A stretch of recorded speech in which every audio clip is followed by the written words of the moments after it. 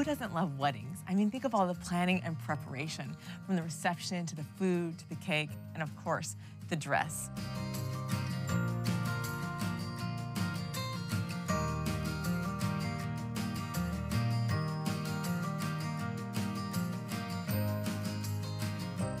But even though it's exciting to plan for the wedding day, it's much more important to plan for a lifetime with each other in marriage.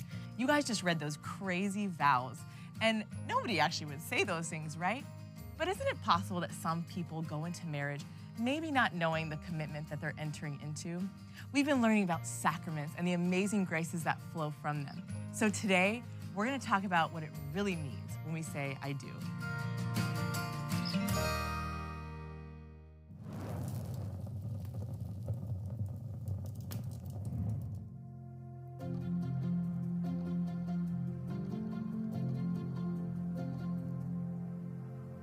Grandma and Grandpa were married for more than 60 years. Their names were Joseph and Mary, and they had 10 kids. They had a beautiful marriage, and they would flirt with each other constantly. I grew up watching this. I remember as a boy seeing my grandpa come up to my grandma in the kitchen. He kind of whap, and he hits her in the thigh, and he says, "Hi, my name's Joe." And she looks at him, and she's like, I know. I'm like, oh, they're 100, and they're flirting. I love it. And when she passed away 2 years ago, I was there at the funeral right by the side of my grandpa. And just before they closed the casket, he stood beside me, and he's real weak, he's hip and knee replacements, and he leans over the casket, and he's shaking, and he kind of leans over, he just gives her a kiss on the nose, and he said, "Bye, babe." And I saw that, and I just said, that's it. That's what I want. I want a love that's stronger than death. But how do we get there from here? How do we get a marriage like that? We got to begin by understanding what marriage is.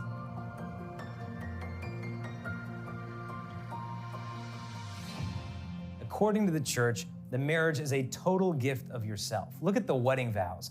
You promise that this love that you're giving is a free love. It is a total love. You hold nothing back from one another. It is a faithful love, not just with your body, but even with your imagination and your heart. And it's a fruitful love. It's open to the gift of life. And if you think about this, this is not an imposition of the church onto us. This is the very cry of our hearts for authentic human love.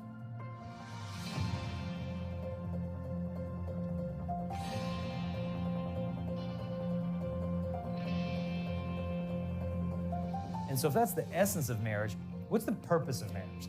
The purpose of marriage is for the procreation and the education of our children.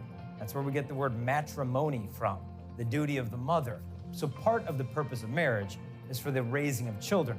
The other purpose of marriage is for the mutual perfection and sanctification of the spouses. Because when you get married, your faults rise to the surface like oil and water, so that you can be sanctified and grow in holiness.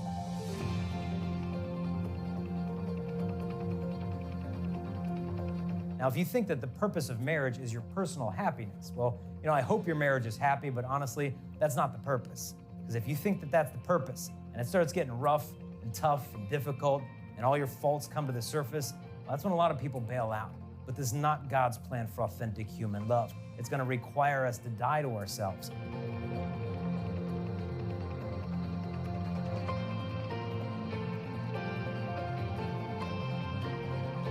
I remember on our wedding day, there's a little boy sitting in the back of the church, and he's soaking in all the ceremony and liturgy. And he says to his dad, "Now, Dad, why is Kristalina there, my wife? Why is she wearing all white?" And he said, "Oh, because today is the happiest day of her life, and she's just radiant." The kid said, "Okay." Well, then Dad, he said, "How come Jason's wearing all black?" And, he kind of had a laugh, but there's something to this, that the black often in liturgy means death. That we need to die to ourselves for the love of our beloved. We've got to image Christ's love for his church. This is out of St. Paul's writing in Ephesians 5. He said, "A man shall leave his father and his mother, cleave to his wife, and the two of them shall become one flesh." We're supposed to be an image of Christ's love for the church.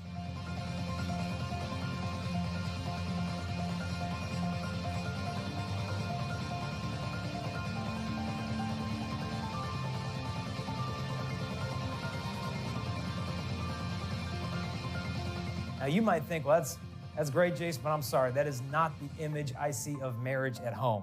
Husbands and wives dying to themselves for love of one another. And honestly, a broken image of marriage might be all that you've ever seen at home. But I promise you, in the beginning, it was not so. When God created Adam and Eve, their bodies, their naked bodies, were a sign of an invitation to the other to love them in a way that was free, total, faithful, and life-giving. And through this love, to become a visible image of God's love itself on earth.